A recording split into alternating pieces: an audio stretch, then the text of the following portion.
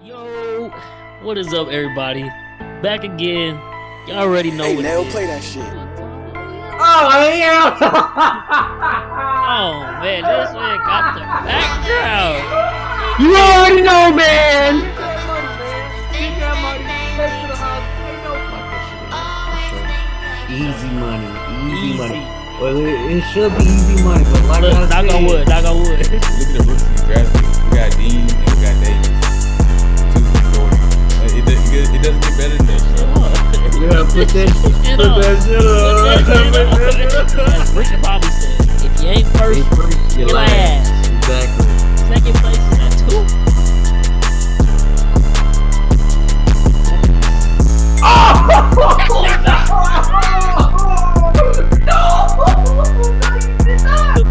Definitely gonna make up for it.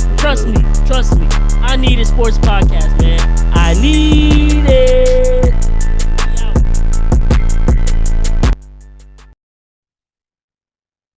Yo, what is up, everybody? This is working. No, I'm playing. Live from the hotel room, man. I told y'all, don't matter where, don't matter when, y'all gonna get this podcast, man. You already know what it is. Your boy live in Vegas. Just got here today.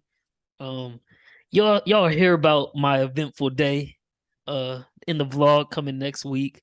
Almost didn't make it to Vegas, almost missed the flight. But I just got done doing some exotic car racing, which will also be in the vlog. That shit was fucking crazy. I'm not gonna hold you. Definitely an experience I'll never forget, and I'm definitely gonna do it again. Now I gotta go to the more hyped up cars. I drove a Porsche Cayman 718 GTS. That shit, it literally bends the corners and the car stay low. I'm telling you, I got the video footage with it, like a dash cam and everything, y'all. So the vlog is gonna be lit. But it's enough of that. Y'all already know what it is, and believe it or not, we in the final week of the NFL season. It's really crazy to think about. Crazy. We've been doing this shit for 18 weeks of football. We about to pick it up even more when playoffs start. But since I'm in Vegas, Sin City, you already know what we got to do. We got to lock in these picks. I don't think Cam has any official picks because week 18, as he puts it, is crazy as hell. So I don't even blame him. But since I'm down here, we're going to try to put together a dream parlay, see if it hits. I'm going to give out a few of my picks that I do have that I'm going to go lock in. Tomorrow I'm going to be at the sportsbook right before the game, up until the game. Then I'm going to head over to the stadium. And then after we get done running through the football picks, we actually going to have a special guest, one of my frat brothers by the name of Mark. He go by Tap, though. He's a boxing guru. And tomorrow is also the Tank Garcia fight. So I'm going to have him spit his game and knowledge on that undercard. And he going to give me a few picks to go lock in as well. So we here to gamble, baby. We here to gamble. Y'all see the Twitter bio. Every day is a great day to gamble. But yeah, man, let's get into this. Let's get into this. I want to start by saying, I guess, because the events from last week with the Cincinnati game, I had that teaser and it had the Cowboys, the 49ers, and I forget the first team, but it hit. And since he was my last pick and they were plus 14, of course, that game didn't happen. But DeMar Hamlin is responsible today. They were able to take the twos out. So that's great news there. Looks like he's on his road to recovery. But since that happened, the pick was basically voided and it allowed me to pick a new game. So I went with over 39.5 in the teaser for the Chiefs Raiders game. So hopefully it's a lot of points scored. It should be. Usually is when we play them, especially in Vegas. So over 39.5, I think the regular line is like over 52 or something like that. If I'm not mistaken, I'm pulling it up right now. Yeah, over 52.5. So I think we should catch. That was a max teaser I had. And it would honestly be crazy enough, week 18, it would be the first teaser pick I done hit all year. I done tried like 3 times, missed all of them. This will be the first one to hit if it cashes, man. You think that's a good bet? And you think I should double down and bet the over on the regular game too? Ooh, you said the regular one is like 52, right? 52.5. 52.5. I don't know. You think Stidham, because he's starting, right? Stidham starting? Oh, yeah, it's Stidham team. And they was balling last week versus the 49ers. Took them to overtime. High scoring game. It's possible. I can see it. think Like it used to be, like you said, it used to be high scoring. But y'all usually play the Raiders. yeah, last year I think we waxed them in Vegas. It was like 41-14. The year before that, I'm pretty sure we both had 30 or it was like 28-31 or something. We won on the last drive, I'm pretty sure. But yeah, it's usually a high scoring game. Of course, that's with Derek Carr though. But like I said, Jared Stidham, he was balling this week, and I'm sure. I mean, our defense has been playing better, but I'm sure they're going to be able to get up some points with Devontae Adams or Josh Jacobs running the ball. So I'm thinking it could be a nice little shootout. So I might maybe that's a pick for the parlay. I don't know. I don't know. I do want to, even though we're not picking on the games, I do want to get your thoughts on some of these key matchups. Week 18, playoffs are on the line for a lot of people. Um, First one being the second game of the doubleheader for Saturday football tomorrow, Titans Jags. Now, earlier I remember I was telling you earlier this week, I was like, man, I'm gonna bet Jags and Chiefs ML, and I just kept thinking about it. And even though Tennessee is on what, like a 5-6 game losing streak and they don't look good, they rested up their star players last week because that game didn't essentially mean anything. Now they come into this one, 6.5 underdogs. It's Trevor Lawrence. This is kind of his first prove it game for real of his career. I don't know. How you think that one plays out? I know this is your division, so you know these teams way better than I do. How you think this one fares? I think the Jags got it. I think the Jags got it. They have been playing incredible football so far. I mean, with the Titans, I don't really care if it's Malik Willis playing or if it's Josh Dobbs playing. I don't see them. I don't see them beating the Jags. I think the Jags. They got a good run defense, pretty much. They've been stopping the run pretty much good this whole year. I think they'll get to Derrick Henry a little bit more. He's also banged up, even though he sat out last week. But he's banged up. And like I said, T-Law been playing phenomenal football. I think the Jags are just a much better team than the Titans this year. But I like the Jags. I'll take the Jags. Okay. Does Derrick Henry like? Cause it just take him like one stiff arm, he could take it to the house. And if he end up taking a few to the crib, because I mean, I know y'all too, but I'm pretty sure he's had a couple memorable runs versus Jacksonville these last couple years.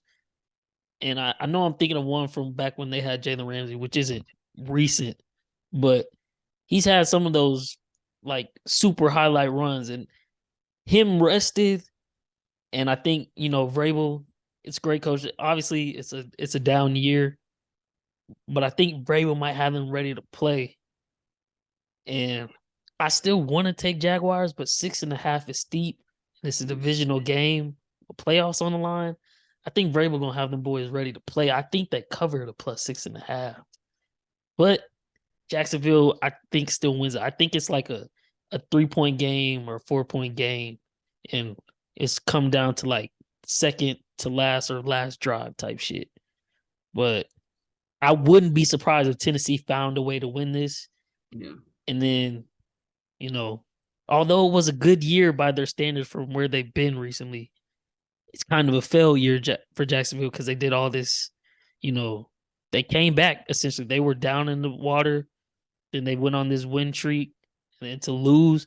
Do you think that would do any detriment to Trevor Lawrence's rep? Because I mean, I know this is just his second year, but after his rookie year, and then he didn't get off to a great start to start this season, but then he's picked it up, and I think statistically speaking, he's been the best quarterback probably like the last 7-8 weeks of football.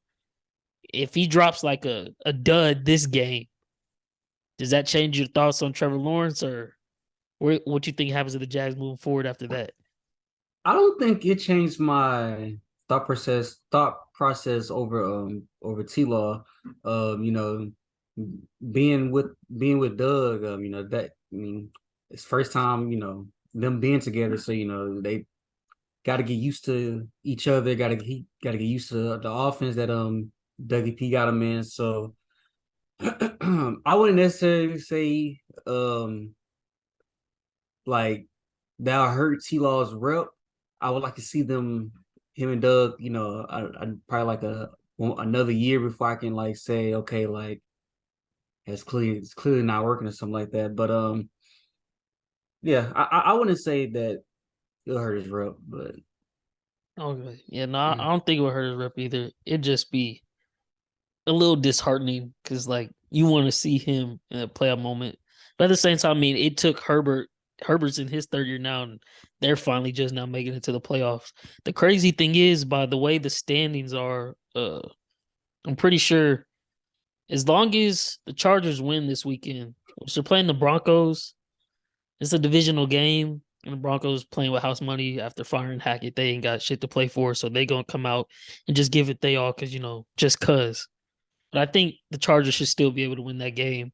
And if they win and Jacksonville wins, we're actually going to have the matchup between Herbert and Lawrence, battle of the young QBs. And you already know the way social media is with these quarterbacks. Whichever one wins, it's going to be like, oh, he's the better young QB because he won. Like it's not right, but that's how it goes. But if Jacksonville does win, and then they'll be the home team since they'll be the AFC South champions, and say they beat Justin Herbert and the Chargers. For once, Emmanuel Acho is going to be going crazy on social media quarterback. I told y'all, even though where's Tua right now? Not talking about his concussions, but like Tua was looking bad before the concussions. So, but yeah, that would be interesting too, because it really adds a layer. Like me and Kim were talking earlier, like you were saying, it's really nothing but young quarterbacks in the AFC playoffs this year. Literally, there's no, I guess, there's no veteran quarterbacks in the AFC. It's none. To be honest, I love it though. I love it. Yeah, no, the league is a great hand. You got Mahomes, 5th year, Allen, 4th, Cincy, 4th. Well, no, I think Allen's 5th year too. Or Burrow, he's in his 3rd or 4th, I think. Trevor, 2nd, Herbert, 3rd. And the Baltimore Ravens, I guess that's the only stipulation. They're in the playoffs, but honestly, I don't think Lamar's coming back this year. Like, you don't think so? I think he is. I think he'll come back. Playoffs. I don't know, cause Kyrie hit. You get it? Yes, sir. So I wish I didn't have time to go to the sports book today, y'all. Like I said, I just got in, but I got Cam Swan that came on. I got him to sign up with BetUS, and I gave him Julius Randle over 43.5 PRA and Kyrie rebounds. And I tweeted out the Kyrie rebounds because he's been getting like 5-6 rebounds a game the last now 5 out of 6, but he was on a 4-game streak, and I bet him last game he got 4 on the dot, and it was 4.5. So I tweeted today, just on top of the tweet, I was like, hey, fool me once, shame on you. But I'm going to take the bargain and get fooled again maybe. But I'm still taking this line because it was plus money. So I had to take it again, plus 115. Both of them cash with E. Julius Randle, we'll talk about him next week on the NBA episode. But he had 5 threes in the first quarter. He been on a tear lately. What the fuck? Yeah, like, I don't know what. Look, the Leaf about to drug test him. Got to. First quarter? That's crazy. Crazy. He had like 21 and 5 first quarter off that. I was like, damn, he already on track. Keep it going. But yeah, sorry to get off track there, but yeah, so I think I was talking about, what was I talking about? Shoot, I can't remember. What was I talking about? I was talking about someone that AFC Columbus. We was talking about Lamar. Oh, thank you, my guy. So yeah, so I don't know if you saw the clips from Harbaugh's interview or press conference throughout this week, but I think it was yesterday they asked them about Lamar, and you could just tell on his face he was literally like, I'm just not going to talk about this, and I'm just leave it for what it is. Because they were like, do you think Lamar is going to play this week, or is he even coming back? And I don't think Lamar is coming back. I think it sucks because both sides are not going to move. They're that, like, stuck on what they want. Lamar wants his guaranteed money, rightfully so. And then the owner, he's a cheap guy, and he's literally been on record saying, I don't believe in paying quarterbacks all that money. Joe Flacco got him a Super Bowl, so he paid him.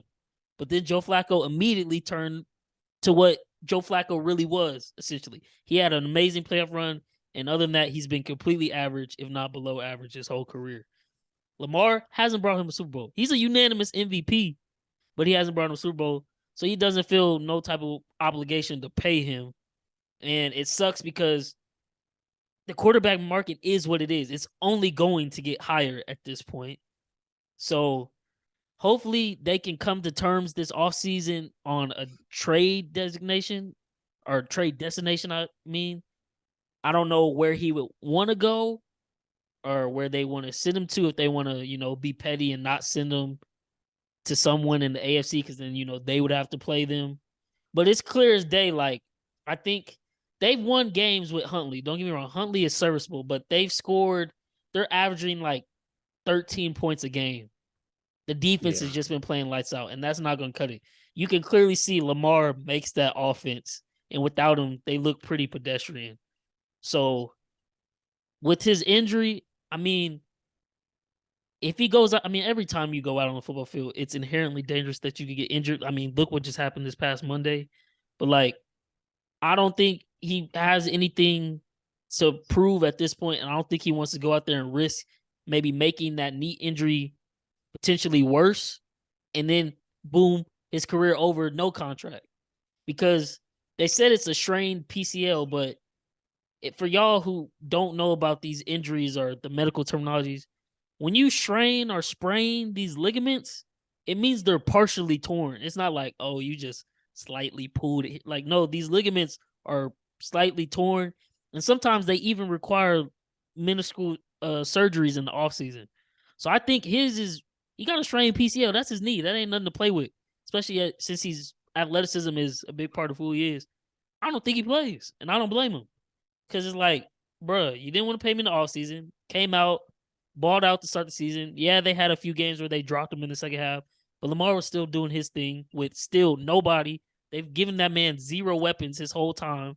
Once again, this year it was their wide receiver room they called the injury bug. So it's like, yeah, man, sit down. I'm not even mad at you. You're not going to get your money here, but I want to see him get paid. So sit out. You know your work. Go get a trade next offseason because unfortunately he's still under contract, and I don't think they would tag him if he's not going to play. At that point, he has to hold out, but I hope it don't get to that point. So where do you want to see Lamar next year? I said it before, man. I think the Jets, man. I think the Jets, I think they have the draft capital to give us some draft picks. I know Salah said they're not giving up on Zach Wilson, but come on. For Lamar, yeah, you will. Come on. I think they can throw Zach Wilson in there. The Ravens are, the type of organization where they can use like the Zach Wilson or like just, some random quarterback and still be like relevant, football relevant or whatever. But yeah, I can definitely see like a trade like that. I could definitely see him going back home to like Miami. I could see a trade like that maybe. Man, that one, because I think we talked about it in the back on one of our preseason episodes, just throwing it out there because it was rumors at the time. But with Tua's health this year, and I mean, it's not Tua's fault it's partially Tua's fault, but with the injury, it's not completely Tua's fault if they don't make the playoffs this year. But they were 8-3, and they have the possibility to finish the season 8-9, losing 6 in a row. If they have the possibility to maybe trade for Lamar, now I don't know what their cap space look like because they did just pay Hill. Waddle's gonna have to get paid at some point.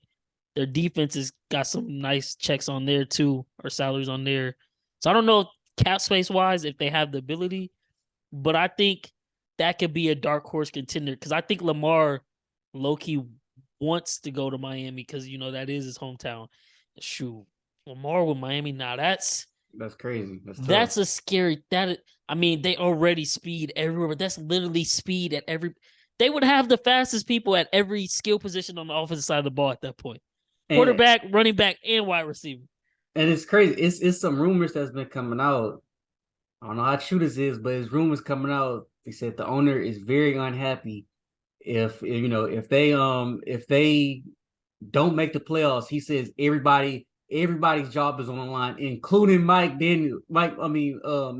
So That'd be tough if he just cleaned the house, the GM, McDaniels, offense coordinator, defense coordinator. That'd be something else. But I can't see them just firing McDaniels so easy because he's a good coach. I mean, it's not like he a bad coach. He just in a tough situation. Like his quarterback just hurt, or he just been dealing with like all types of injuries this year. So yeah, that would be crazy to do. But that's another. I'm glad you brought Mike McDaniels because that's another thing. Like we've never seen Lamar with a good offensive coach. yeah, facts. He's gonna have an offensive coach and weapons in Miami.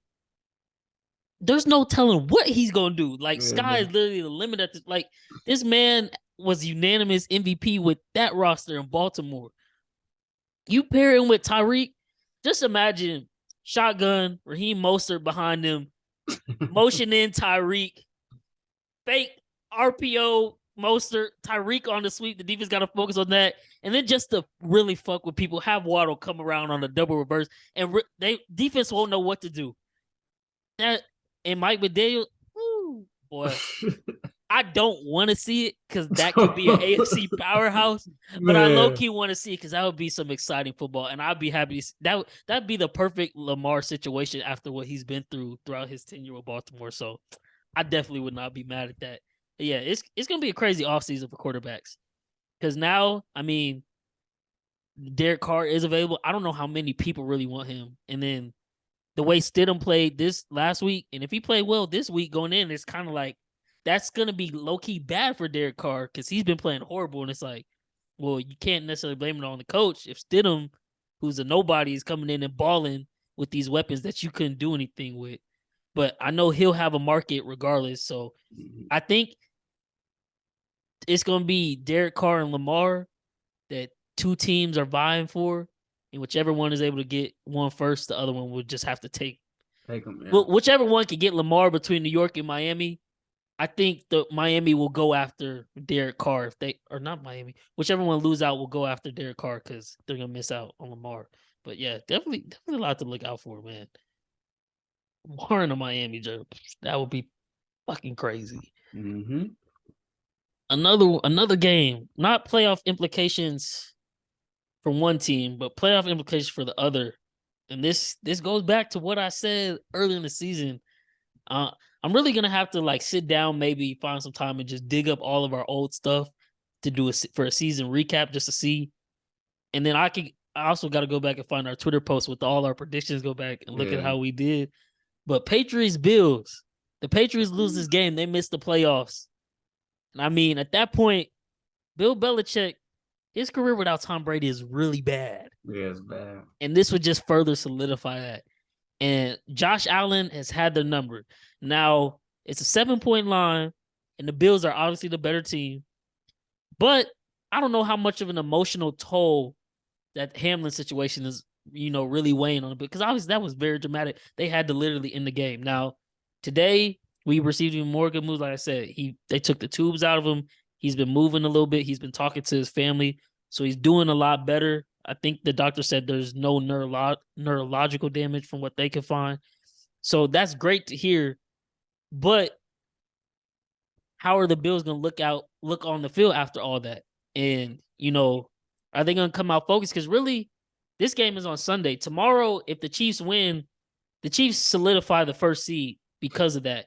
Now, if the Bills were to make it to the AFC Championship game, from what the NFL just said, the game will be at a neutral site if they're playing us, in which we could try to explain it on here for y'all, but really, I would just recommend y'all going to read all the different scenarios because it's really complicated as hell. Yeah, to put it in simplest terms, because the Cincinnati and the Buffalo game cannot be finished and it's not going to be replayed, what the NFL has essentially done is basically, if the Chiefs and Bills are to meet in the AFC Championship game, the game is going to be on a neutral site.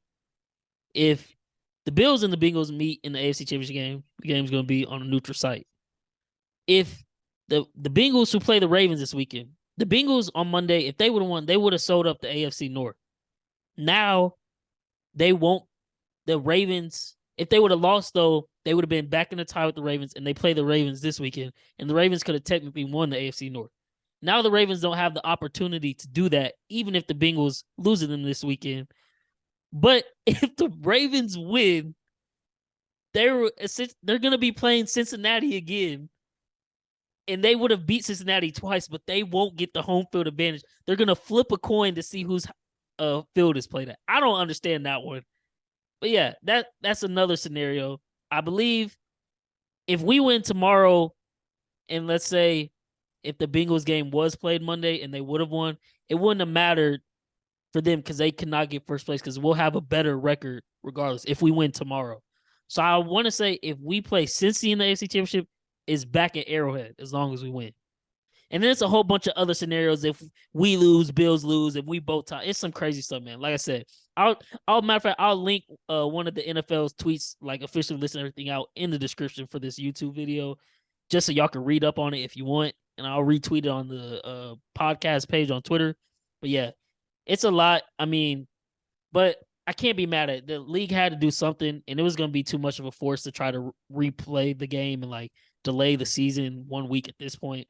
So it's a solution. But at the end of the day, I feel like if we win tomorrow and get first seed, it's kind of right because that would mean the Bengals and Bills are 2-3 seeds, and I don't expect them to lose their wild card games. They would then meet up in the divisional round, and then we would get to see that game.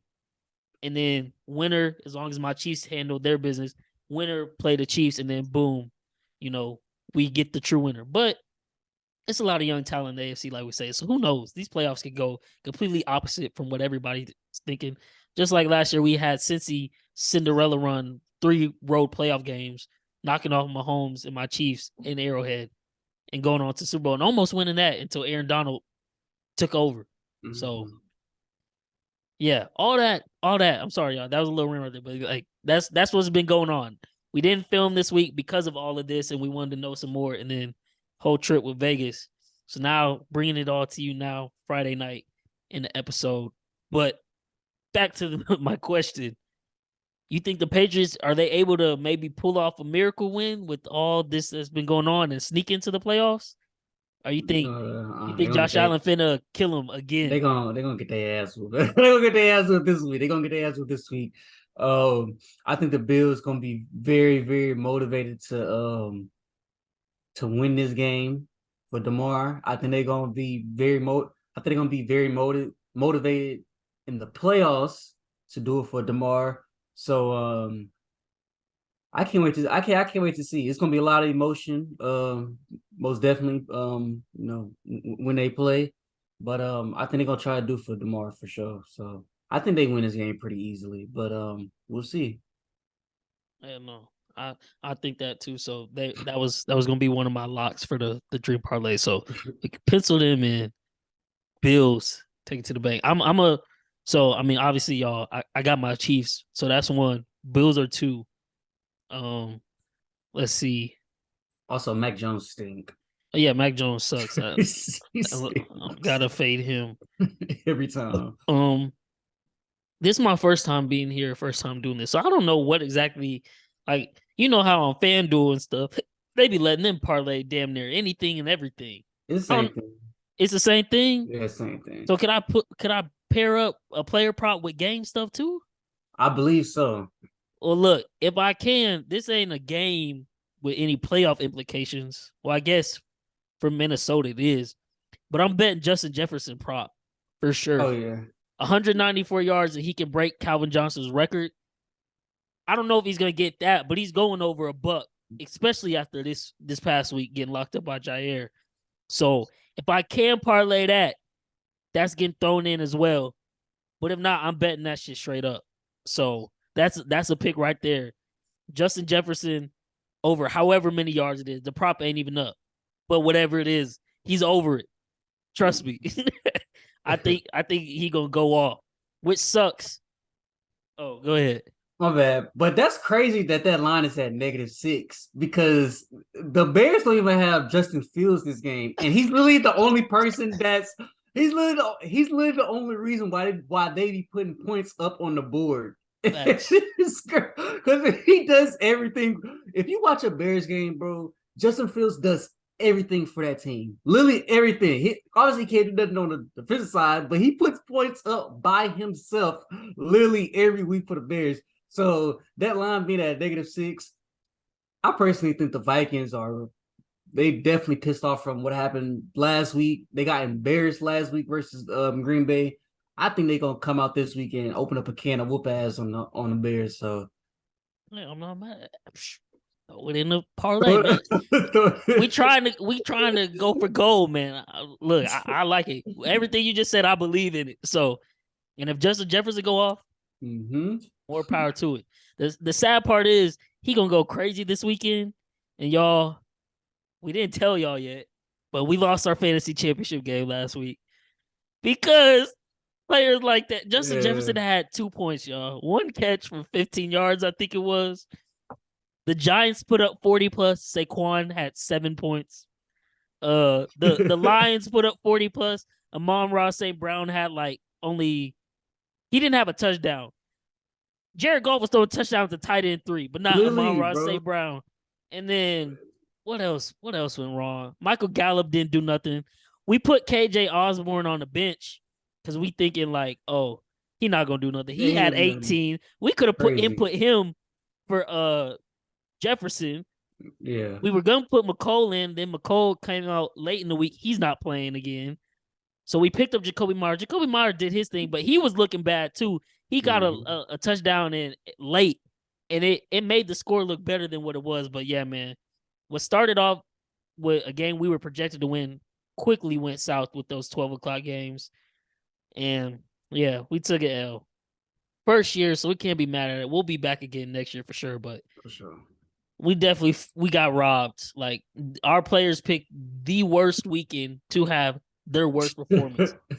Like, only us. And it's like, bro, when that happens in fantasy, it's like, isn't that you can't even do nothing about it. It's like, man, laugh it off. You really go Justin Jefferson. I was like, I know you get locked up, but you really not going to do nothing.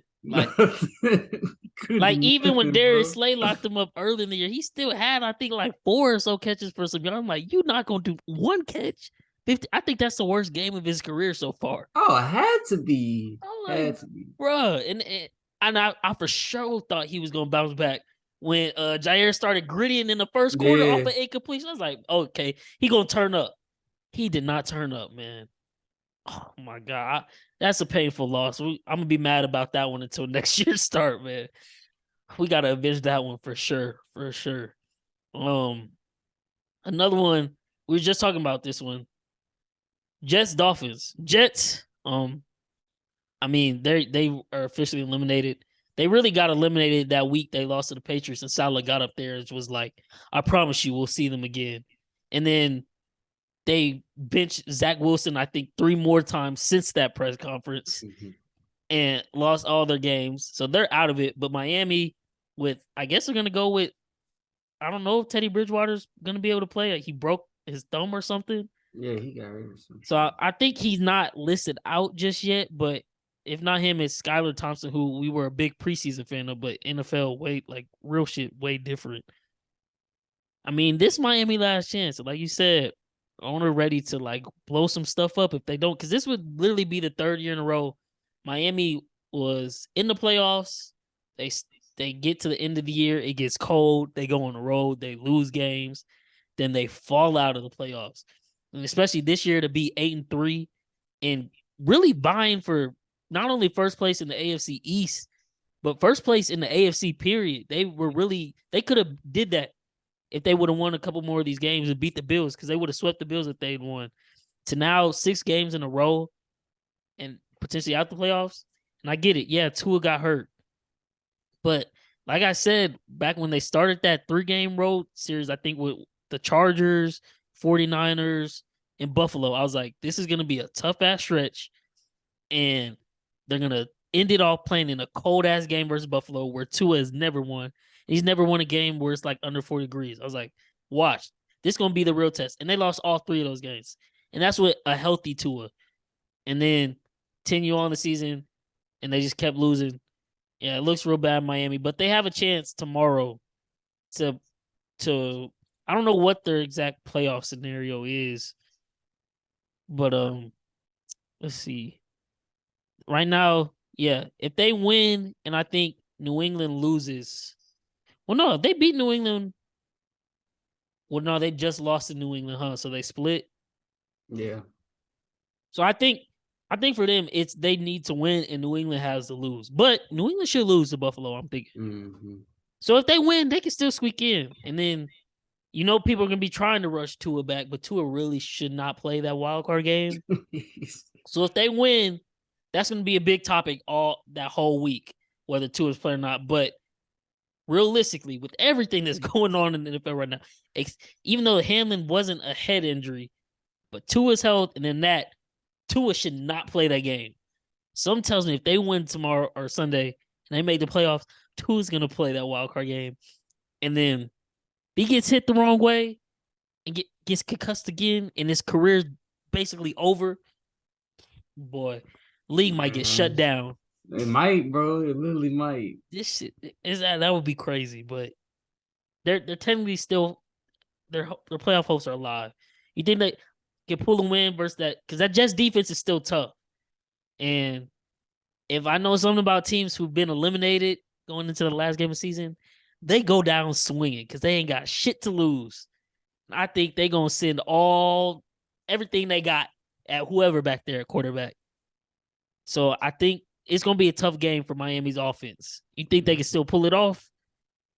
I don't think so, man. I think the Jets pull it off. They got Joe Flacco playing quarterback this week. So that's the quarterback this week?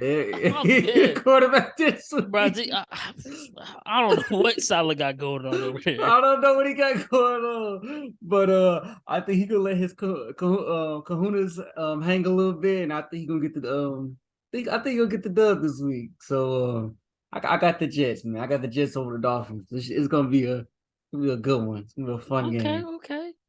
Bet I'm gonna throw him on a parlay plus 3.5 just to be cautious. I think they win too, but just to be on the safer side for that one. Okay, I like that. So we got Chiefs, Bills, Jefferson over if we can throw that in, but we also gonna throw the Vikings as well. Vikings, shit.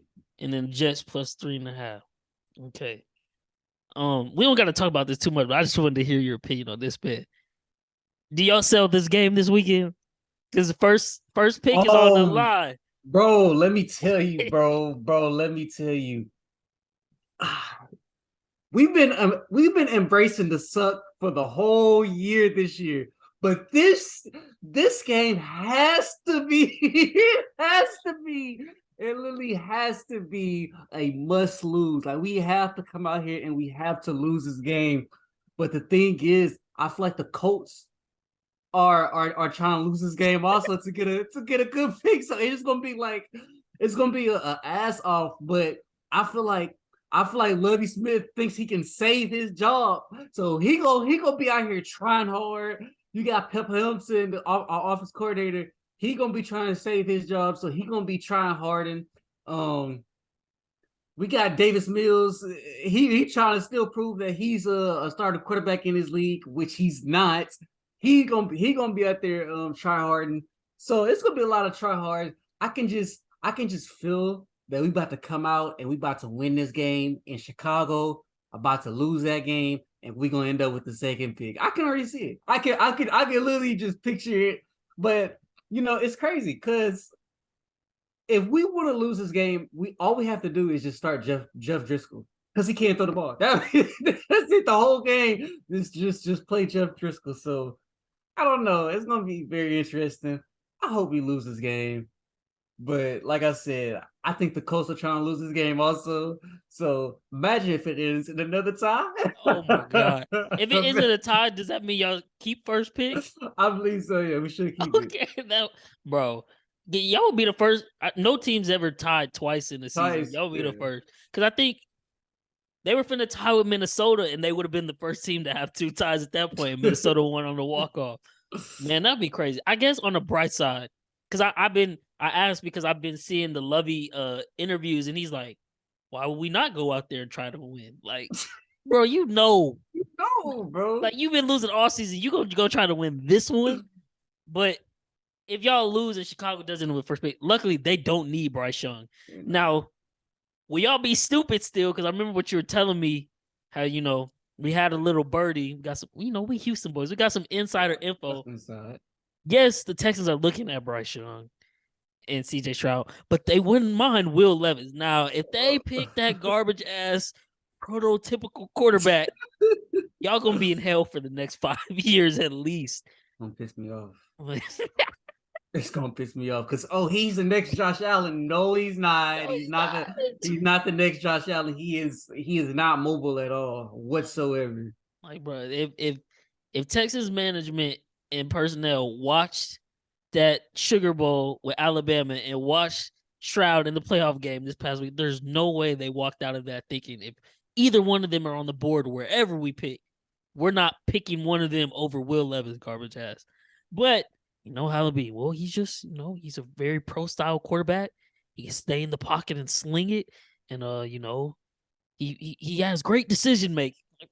Watch, he gonna have like this is what's gonna happen. He gonna have a incredible NFL combine. He gonna have an incredible pro day. And I don't know if it's gonna be us, but it's gonna be some other team who's gonna look at that and just drool, and they're gonna trade up and they're gonna draft this kid. Yep. And then they're gonna be just like the Jets with Zach Wilson right now. Because he made that one throw at the combine and they started drooling over that, and now look. Like sometimes, like, man, it's not rocket science. What are your eyes telling you? Your eyes are telling you the Heisman winning quarterback, Bryce Young, is the best quarterback in all of college football besides maybe Caleb Williams. But he's not coming out this year. Mm-hmm. So unless you want to suck another year to tank for him, you need to pick up Bryce Young and call it a day and try to build from that. And you already have one of his receivers from Alabama that's supposed to come back in Mechie.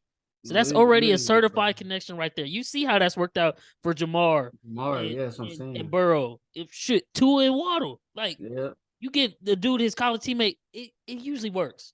Now, will the Texans be smart? I don't know. Can't put no trust in them being smart. But look, the whole fan base is pretty much ready for us to screw this over because we know that if one thing that the Houston Texans organization does, we screw over shit.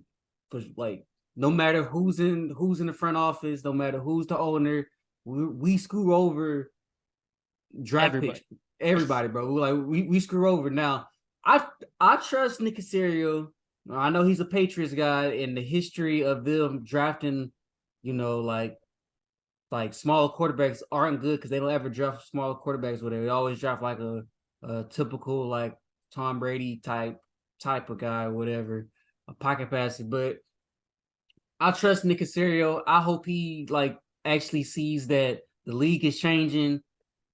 I don't know if you can name other than Tom Brady, who's the best pocket passer quarterback in the league. I don't think there even is another pocket passer quarterback in the league besides Brady.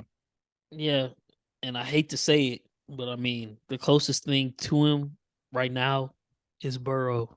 Yeah, but Burrow got athleticism to him that's sneaky, but he'll stand in the pocket. Yeah, so literally, and it pissed me off when they be like, "Oh, he's a pro style." Like the pro style quarterback is not today's game. No, it's not. Yeah, you need to be able to stand in the pocket, make some throws, but you need to be able to have some type of mobile ability because these defenders are running 4.4s now, so they gonna get your ass if you don't. So yeah, man, I'm praying for y'all, Cam, for y'all, your health, the health and sanity of all other Texans fans, because when I tell you there were no fans at that game versus the Chiefs, and there were no fans that watched the game, I'm like, man, this is crazy. I remember, for what, man? I remember because the last Texas game I went to, I want to say it was like 2016 when we played y'all down there, and y'all won that game with Osweiler. And when I walked that stadium, it was fans coming up to me talking about, yeah, Osweiler's going to lead us to the Super Bowl. And I was like, man, y'all are crazy. But the fan love was there for the team. And I never was able to go on one when y'all were good with Deshaun, but I know fans was hyped then. Now, man, I'm just glad the Astros won it for the city because the other sports teams, they ain't bringing shit anytime soon. Not the Texans, not the sorry ass Rockets. Yeah. So shout out to them Stros. Hopefully they can repeat this year because the city needs it. We ain't getting nothing else. But that's enough about Houston. Brown Steelers. We don't really got to talk about it, and I'm sure you're gonna agree with what I'm gonna say. I'm throwing the Steelers in the parlay. Mike Tomlin with a chance to end with the winning season again and possibly sneak into the playoffs in Miami and New England lose, which is a strong possibility. They only 2.5. I'm taking that. Take it to the bank. So I like it. I definitely like it, man. I know we've been talking about how bad Russell Wilson been, but goddamn, Deshaun don't look good. I know he's been out for 2 years or a year and a half, whatever. But it don't even look like he's been making improvement. So, like, at all. Like, they was trying to say last game was a big improvement, but he only threw for like 130 something yards or something like that. The 2 touchdowns he threw to Amari Cooper, which that was the other thing, y'all. We had Washington's defense, and we subbed them in for Tampa Bay defense. Thinking, Tampa Bay would struggle with Carolina, which they did. But in true fashion, like we said on the last one, teams are going to find a way to shit down their leg magically and give Brady a win and get him into the playoffs. And voila, he's here. But the dude we were playing had Amari Cooper, who just chose last week, hey, let me just catch 2 touchdown passes. We're eliminated for playoff contention. Let me just go ball out. And Washington, Ron Rivera, dumbass, wanted to put Carson Wentz back in, talking about it gives us a real shot, make the playoffs. And that's one more thing I want to touch on about him. Because how can you be getting paid millions and be the head coach of an NFL team? He did not know that if they lost last weekend and the Packers won, that officially eliminated them from the playoffs. He got to the press conference and was like, y'all are officially eliminated. He was like, we are? How do you not know that? That's a fireable offense. Like, for sure. Like, that's throw a the fireable whole franchise away. Because Dan Snyder, he been need to sell the team with all he got going on. And then that, like, bro. That's a fireable offense, man. I think he might be out of there, unfortunately. He got to be after that. There's no way you don't know that as a coach. Like, as a coach, yeah. Even if you don't know, you got to have someone on your staff that's briefed you on that or read something somewhere. Because he talking about Carson Wentz gives us the best shot to make the playoffs. And you have to know that if you put him in and you have a chance of losing this game and the Packers win, you're done. So maybe don't put him in. And I get Heineke wasn't playing the best, but clearly the team, they ride for Heineke. Carson Wentz go out there and I think Ron Rivera's done. I think Carson Wentz should be done also. Will he be? Probably not. He'll still find a way on his roster. But yeah, man, that was another piece added to our L this past weekend. So yeah, I think that Steelers defense is gonna get after Deshaun. They're gonna have his number. TJ Watt gonna get after him a bit. And I think Steelers cover for sure there. Let's see what else we run through. Probably talk about 2 more games. This second to last, I'll say the best for last. Second to last, Giants Eagles. It sounds like Jalen Hurts is playing. I don't know if the Giants, their playoff seed is completely locked up, so they technically shouldn't play anybody, and I don't think they will. Because they're 14-point underdogs. They would be stupid to play their players because they're already heavily injured. They've already came out and said his starters are playing. They're playing. Oh now I respect the fire. I respect the fire, but that's a little iffy going into the playoffs. But hey. Now I don't know how long they'll play. I don't know if it'll be like just a possession or two, but he came out and said they're playing. He's playing his starters no matter what. So okay. I don't know why, but well, if that's the case, then I would suspect Jalen Hurts is gonna play because they haven't looked good with Minshew.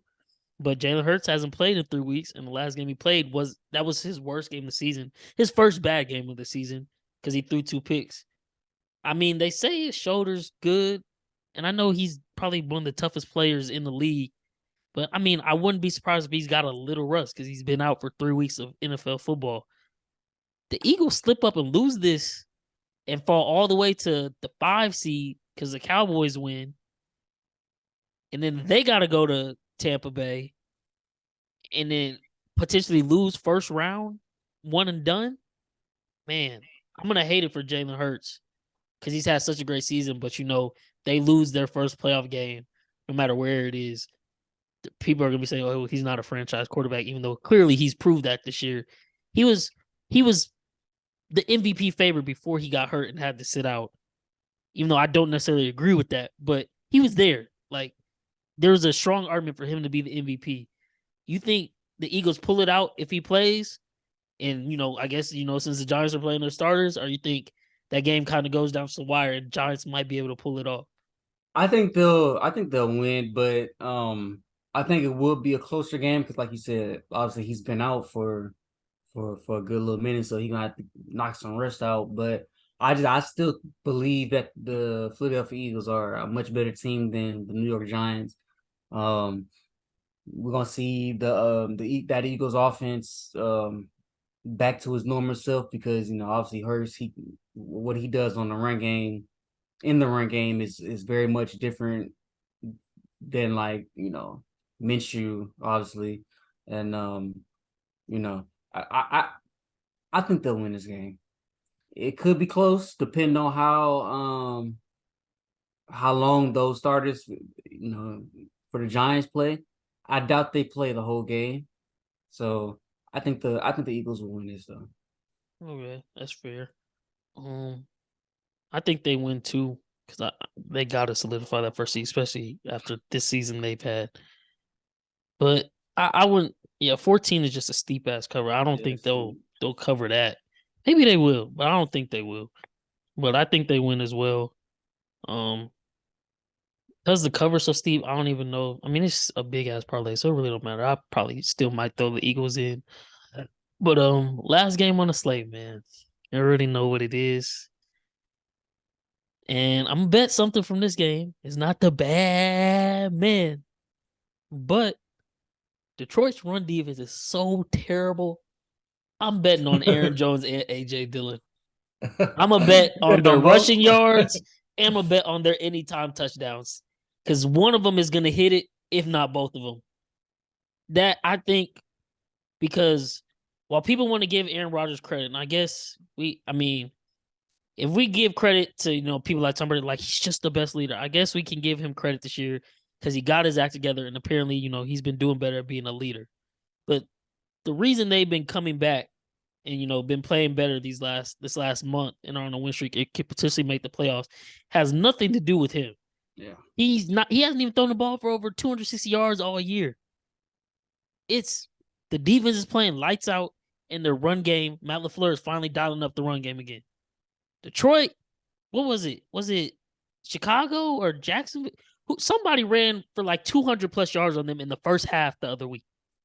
And now you got a hot Green Bay team with Aaron Jones and AJ Dillon. Take it to the bank. They're about to run all over Detroit. And lo and behold, in a year where it looked like we shouldn't have had Tom Brady and Aaron Rodgers in the playoffs this year. But because teams can't finish, we're going to have Tom Brady and Aaron Rodgers in the playoffs this year, and we're stuck with it. And something just tells me, because they're both going to be low seeds, something tells me we're going to mess around somehow, some way. And it's going to be the Buccaneers versus the Packers in the NFC Championship game, bro. Do I want to see that? No. Should that happen? No. Will it happen, though? Probably. Because it's inevitable, man. They can't keep getting away with it, but they're going to get away with it. I can't no more, man. I cannot. And, I mean, you called it. You were like, man, I think they got a chance. And honestly, I don't know if you saw his last interview, or I think it might have been after the game this week, but he was basically saying, like, he's really enjoyed his time here, and, I don't know if I'll return. It sounds like this is his last hoorah on Green Bay. Even though they're winning, I think, because Green Bay, people are saying play Jordan Love, but they're like, no, we've seen enough. We don't need to play him. I think Green Bay, and it kind of follows the same way Aaron Rodgers got the job. He was backup for 3 years behind Favre. They said, you know what, Favre, you're great. You've done a lot for us, but we're going to trade you away. We're going to go with our young guy. I think this offseason, especially with openings for a lot of quarterbacks, I think Green Bay is going to be looking to ship Aaron Rodgers. Now, I don't know who necessarily wants this contract, but it's Aaron Rodgers, so there's going to be teams, obviously, in the running. And I think this they'll trade. I don't know where, but I think they'll trade him away, and it'll be Jordan Love's team this year, unless he goes on a miracle run and wins the Super Bowl this year. Imagine. He might retire after that if that happens. Really, he should if he does. Just Yeah, he leave on the should. highest note and don't give nobody. Because, people would love to talk about him. Just make them eat that for the rest of their lives that you walked off like that. And you shouldn't have even made the playoffs. But, I know you already think they're going to win. How you think the Packers win this game and by how much? Because they're 5-point favorites. I think it's going to be a blowout. I think Detroit going to show their hand. It was a good run for Detroit. Detroit, even though they'll probably lose this game, they shouldn't have put their heads down at all because I'm pretty sure nobody, not even like Detroit fans, I don't think they expected them to be like this good, like on their way to like pretty much being in the playoffs or close to the playoffs. But I think the Packers win pretty easy this game. I think definitely more than 5 points. I think, like you said, the run game is going to be too much for them to handle. You still got Aaron Rodgers to deal with throwing the ball wise. So I got Green Bay by a lot. Yeah, I think they're gonna wax them too, and it's gonna be sad to see. It's primetime football too. So yeah, primetime. Man, Detroit. It's because there's just a couple games they dropped this year that they shouldn't have, but it's Detroit. They lost in the most Detroit way possible, and that's exactly what we said coming into this year. Like, they're going to be competitive as hell, but there's going to be a couple games where it's just like, damn, you Detroit it. You lined it up. You did exactly what we thought you'd do. You screwed up and lost a game you had no business losing, and now that's going to cost them a playoff spot, which sucks because they were doing so good. Really, I think it was Seattle, I want to say, because I bet on them thinking, oh, they'll go in here and whack Seattle and continue the win streak, and they lost that one, and now they open the door for the Packers, and the Packers are finna bust right through it, man. But yeah, man, that wraps up our Week 18 preview. So for the picks, I told y'all added the Chiefs Raiders over 39.5 to replace the Bengals on my teaser, which is a max play to win 4.15 units. Hopefully that one hits tomorrow. Get us started off right. I'm going to be betting Jefferson's prop. I'm going to be betting Aaron Jones, AJ Dillon's props, just straight up. If I can add them in the parlay, I will do that as well. But the dream parlay as of right now, Chiefs, Bills, Vikings, Jets, Steelers, and then I think that might be it for now. Yeah, Steelers. I guess even though it's steep, I'll throw in 49ers and Mel just cause. And then Packers. And if I can add the props, like I said, I will. And then I'm about to bring him in soon. My homeboy Tap, he's gonna come in and give us his boxing picks. He already sent me a picture. He got some notes and talking points for us. So I'm excited to hear what he has to say. But if I can add those as well, I'll add those, and then I'll probably bet those straight up as well. But yeah, man, loaded card for tomorrow. Gonna be lit all day in Vegas, man. You already know what it is. Sin City. Man. Well, it's been an eventful day. I can't wait to get to tomorrow, man. Can't wait to get to tomorrow. If it hits, man, I'm going crazy. I'm crazy. Man, I'm gonna just say that. But without further ado, my guy's in the waiting room, so I'm gonna add him right now. Let's see. Can you hear us, Tap? For sure. Let me see. Yeah, I can hear you. It said it won't allow me to. It said it won't allow me to put my video on. Everything good? Yeah. I mean, we can hear you though. So, Sure. Wish you see, but yeah, guys, like I said, this is my frat brother Tap, my guy, boxing guru. We don't know too much about boxing, but in the past, he's given me about 3-4 picks where he gave me a full explanation on why this is gonna happen. I'm like, shoot, okay, let me make the bet. I don't even check. I just go back to my account and the bet is cashed. I think it was the last one, Tank versus what was it, Haney or something like that? Rolly, yeah. You said he'd knock him out in whatever round, cash. I was like, because I'm sitting there thinking like, man, he's lasting. I don't think he's gonna knock him out this round. And then sure enough, I think it was round 6 or 7. Comes around, Tank cleans his clock, and I'm like, man, this dude knows what he's talking about. So go ahead and introduce yourself to the pod, whatever you want to say, man, and get into some of these points. Lace us up on what we need to do and what I need to take to the bank tomorrow when I go make these bets. For sure. First things first, like I said, my name is Tap. I'm thankful to be a guest on the show. I think I'm a fan of the show, avid listener of the show. I think you guys are very informative, funny, and entertaining. Content and conversation wise, it's probably the best sports podcast in the game right now, man. I'm not even gonna lie. I'm just saying. My God. So Bryce, Chris, and Cam, let me give y'all flowers.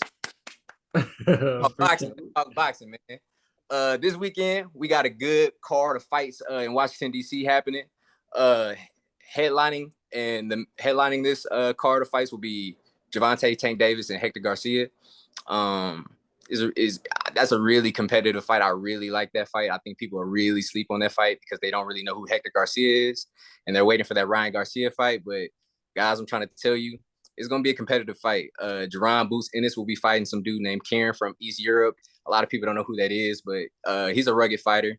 But I got Jerron in that fight, but I'll talk about that later. Speedy Rashidi Evans is going to be fighting Roman Villa.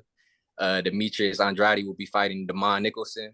Like I said, all of these fighters are rather, in my opinion, are future world champions if they're not world champions currently right now. So it's a good weekend of fights happening in Washington, D.C., but I want to get into specifically the main event, which is Hector Garcia and Gervonta Tank Davis. So let me get into it.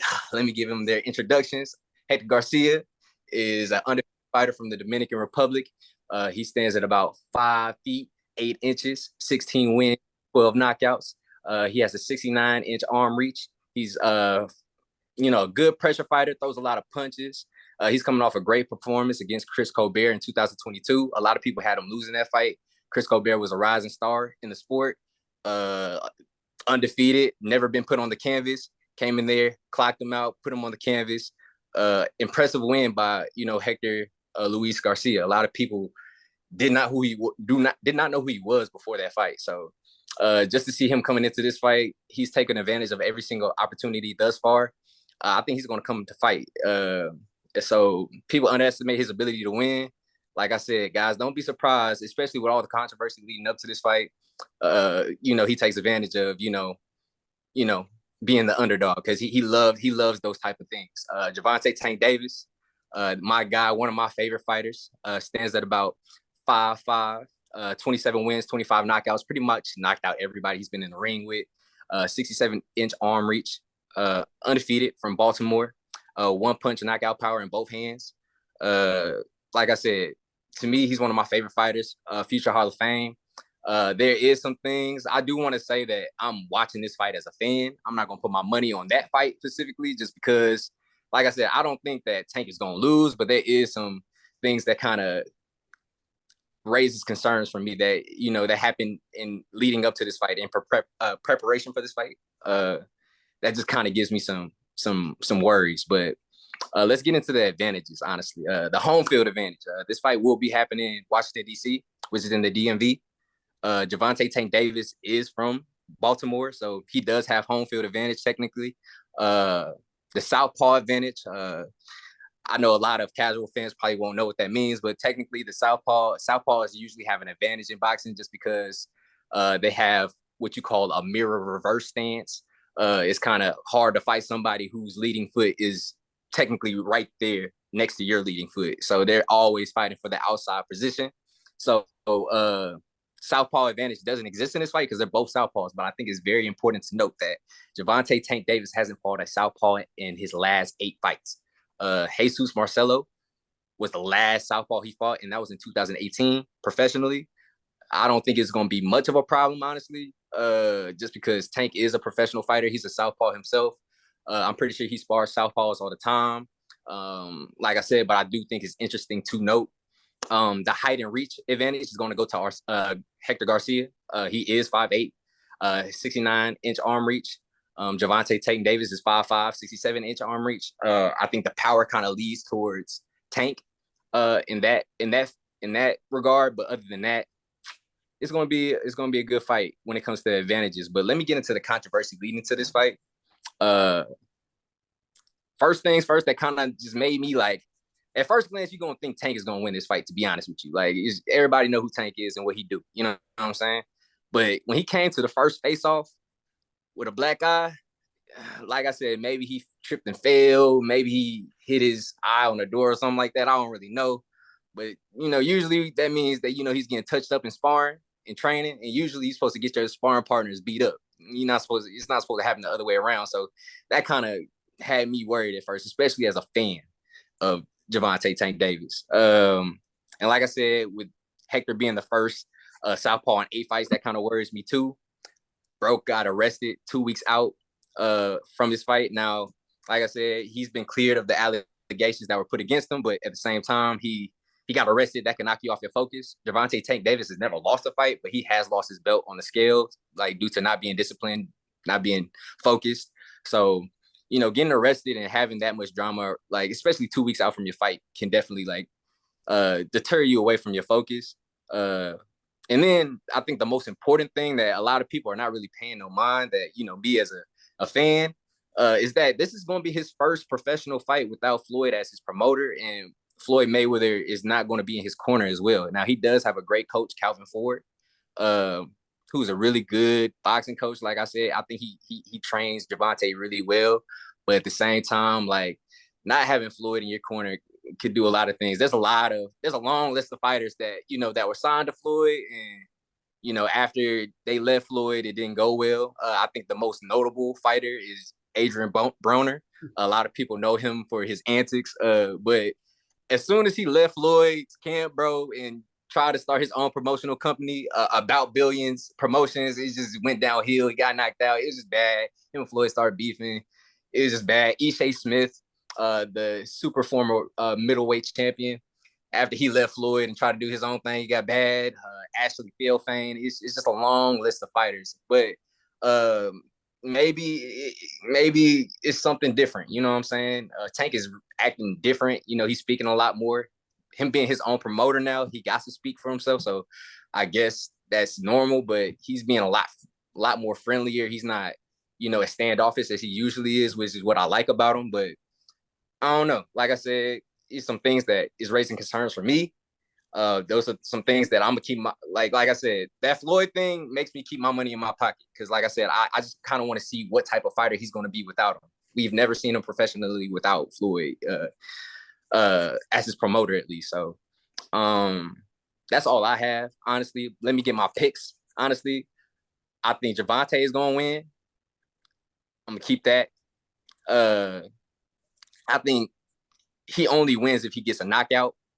He should get him out of there before the 10th, honestly. It's going to start off competitive and in the early rounds, and I feel like he'll figure him out eventually, get that one punch that he's going to be waiting on. Jaron Boots Ennis, he's probably my favorite fighter, if not he's probably my favorite fighter in boxing right now. He's very talented. I think he's the future of the sport. I have him winning that fight easily by knockout, early knockout too. Speedy Rashidi Ellis, I don't understand why he's not fighting Jaron Ennis, but he definitely is winning that fight versus Roman Villa. And Demetrius Andrade, I got him winning against Damon. So that's my picks for this weekend. I think that if you're a boxing fan, this is a good weekend of sports for you. If you're not a boxing fan, I think this is a good way to start. It's going to be a good competitive week of boxing, and I'm excited for it. And I hope you guys are too. Man, look, for one, appreciate you for coming on. Appreciate you for giving us our flowers. I'm gonna give you your flowers, because I was telling my homeboy Cam, I was like, it's my boy Tap. He literally gives me the whole rundown on all this boxing stuff, and I don't even know half the stuff before he says it, but it's so detailed. I'm like, man, you make me believe in the pick. Yeah, but at the same time, like, you literally teaching me, and now I'm becoming more knowledgeable about the sport itself. And so now I've been watching it as I've been talking to you with some of these fights going on throughout the past year and betting. And so, yeah, man, I told Cam, because I was talking to him earlier this week. I was like, yeah, I get to Vegas. I'm gonna put in a parlay. I'm gonna put this, put that, and the Tank fight this week. I'm gonna just go all in on Tank. And I was like, once you told me about all that other stuff that I had no idea about, I was like, okay, let me maybe shy off on, or maybe not throw as much money on Tank, because those are, some questionable things that we haven't seen, and we don't know how he's going to perform now. And Vegas has him as a 15. I think last time I checked a couple days ago, he was a 1,500 favorite. So I was like, if anything, I might just, throw $20 on Garcia just to see, because plus 750, that's $150 right there if you win. It's $20 out of drain, but like you said, he definitely will be a challenge for Tank. Tank is still, get his one hitter quitter in at some point in time, but it is what it is. But since I got you on the podcast, and I haven't heard from you in a minute, before we do end it, I just want to get your opinion and your predictions. How you think your Cowboys fare out in the playoffs this year, man? Oh, he a Cowboys fan too. Yeah, he's a Cowboys fan too, man. Yeah, how do I feel like we fare out in the playoffs? Honestly, bro, I'm not a fan of Dak right now. I know a lot of people just like, I just think Dak sucks. I'm sorry, but thank you. I don't know. He good. I'm gonna say we going all the way, man. I'm gonna say we going all the way. Oh my god! Oh my god! How you know that? I ain't negative. I ain't gonna speak negative publicly on my team. But I say we going all the way. But honestly, I think we need some pieces. I can't. I don't know, bro. I ain't gonna speak too much. I don't got that much faith, to be honest with you, bro. To be honest with you, I don't think we're the best in our division, and that's it. But other than that, yeah, that's fair. For me, it really just, it's like if the Eagles are able to get first place and y'all do have to go to Tampa Bay, that's just a scary game. And I'm not even saying it from a Cowboy standpoint. I know you an avid listener, so and we've had this conversation plenty of times. Yeah, it's that Tom Brady effect, and it's just gonna be a game where y'all might be winning or y'all are playing really good, and it's gonna be some stupid ass mistake or some stupid ass flag out of nowhere, and it's gonna completely turn the momentum of the game. And the next thing you know, Brady's gonna walk it off, and y'all gonna be one and done. And it's gonna suck because y'all had an amazing year, and the Bucs shouldn't even be here really if we keeping it a buck. But Tom Brady home field advantage against the playoffs, it's just hard to bet against. But I would never, go ahead. Never bet against them. I will say though, if y'all are able to pull it off, I think y'all make it to the conference championship if y'all are able to beat the Bucs. Once y'all get there, I think y'all will be playing the 49ers. I don't know how that one would go, but I think it would be a competitive game and y'all would have the opportunity to win. It would just depend on if, Dak could somehow not turn over the ball versus that 49er defense. But don't bro got like the most picks right now? He do. He do. But at the same time, I'll cut him some slack. He's thrown 14 interceptions. 7 of those are literally tipped off the wide receiver's hands. Gotcha. I feel it. I can do it. See, I'll be saying that shit, but when you get to the playoffs, man. What'd you say? You're hilarious. I'm an avid listener, like I said. No, man, but it's like when you get to the playoffs, bro, and you making these turnovers, you making these picks, a team like the Bucs are gonna eat off of that, bro. They gonna exactly. They gonna capitalize off of that. So I mean, some of these picks aren't on him. I believe that last game or 2 games ago or whatever, he threw a pick. It went off of Hendershot's hands or shoulder or whatever. It got intercepted. But like 1 or 2 of those other picks he threw, it was literally on Dak. And it's like, bro, like you can't always throw picks and expect that you're gonna win this game at the end of the day. Like, no, like the Bucs are going to capitalize off of that. Brady is going to capitalize off of that, and they're gonna win a game like that. I mean, but time will tell. I personally think if the Dallas Cowboys get to the NFC Conference Championship game, they don't lose too many conference championship games, in the past history. If they make it there, I mean, they never know. They might win it. They might. They might. All right, for sure. I'm glad that y'all got faith in them. Like I said, being a Cowboys fan, man, you don't want to get your hopes too high. Yeah, we hear that a lot. No expectations. Like I said, we'll get in our own way before somebody else do. So, but thanks for having me on, guys. I really do appreciate it. If y'all ever need sports talk, boxing talk, just let me know. I'm your guy. You guys have a good night, man. You too. You Yes, too. sir, We appreciate you for coming on, my boy. Appreciate it. Well, yeah, man. Insightful shit, man. I told you. Oh, man, bro, he know what he talking He about. know like, everything. That's what I'm saying. Like whatever he tell me, even if it don't hit, because I know it's betting. Sometimes it's not gonna hit. But literally, I'm pretty sure Tap is giving me 5 boxing picks. One of them hasn't hit. The other 4 straight cash, and especially the last one, the Rolly one.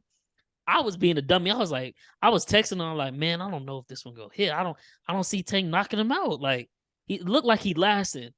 And he's like, no, trust it. He's wearing them down. Watch, he's about to have his shot right here. And sure enough, I want to say it was the 6th round. It might have been 7. It was one of those. I can't remember. But sure enough, Tank got him. And I was like, man, bro, you are a boxing prophet. And that's what, like, next time it's a boxing, card, like big pay-per-view event, I got to bring you on to talk about it. Because, like, this is something that we can add another, like, element to the podcast. Like you really got knowledge. Like we got knowledge on football because that's what we do. He really studied this box. Like as you said, he know where these dudes from, what their style is, who their coach is. Like he knows it all. So man, yeah. Once again, shout out to my guy Tap, boxing guru. If y'all listening, y'all heard his picks. We're gonna tweet them out too. I'm gonna tweet out the picture when I go to the sportsbook and put them in myself. I'm telling you, you're gonna wanna listen to what he just said because it's gonna be some easy bread to be made on one of those bets, if not all of those bets. So pick one that you like if that's what you want to do. But me personally, I'm finna go put them all in because that's how much confidence I got in my guy. He very insightful, man. But yeah, he's also a Cowboys fan. So we've had some great football debates. And then he's also a Brady fan. So we've had some great debates between Brady and Mahomes. So yeah, he knows where my stance is on all that. So that's why I had to, get his opinion on a few things. But like I said, man, it wraps up week 18 preview and picks from the hotel room live in Vegas, man. You already know what it is. It's your favorite kids from the neighborhood. Be posting this one tomorrow morning. And by that time, I'll already be in the sports book getting lit, putting these bets in, man. So y'all wish me luck because I need it. I really do. Oh, I can, hop back on the plane to Houston Monday with some money in my pocket. You know what I'm saying? But another great episode in the books. And let's get this final week over because next it's the playoffs. We talking about playoffs? Playoffs. Not the game. Not the game. Playoffs. The playoffs. Talk about the playoffs, man. And honestly, we'll hit them up. Hopefully we can try to get both Cams back on here so we can get their playoff previews and everything and how they think the season's fared out. But that all comes after this week, man. So we almost there. A couple more days and regular season is over. But yeah, man, it was a good episode. Said wish me luck. I'll be in contact with you, Cam. Send me whatever play you want. I got you. I'll lock it in. Oh yeah, college basketball. I'm gonna have college basketball. I got you. Slate. I forgot about that. Yeah, see, follow us on Twitter. Stay on Twitter because that's where we tweeting all this stuff out. But I'm gonna have some college basketball picks too. Don't forget. So yeah, definitely stay tuned. Follow us on the social to stay up to date with that. But we're signing off now. Your kids from the neighborhood, and we out.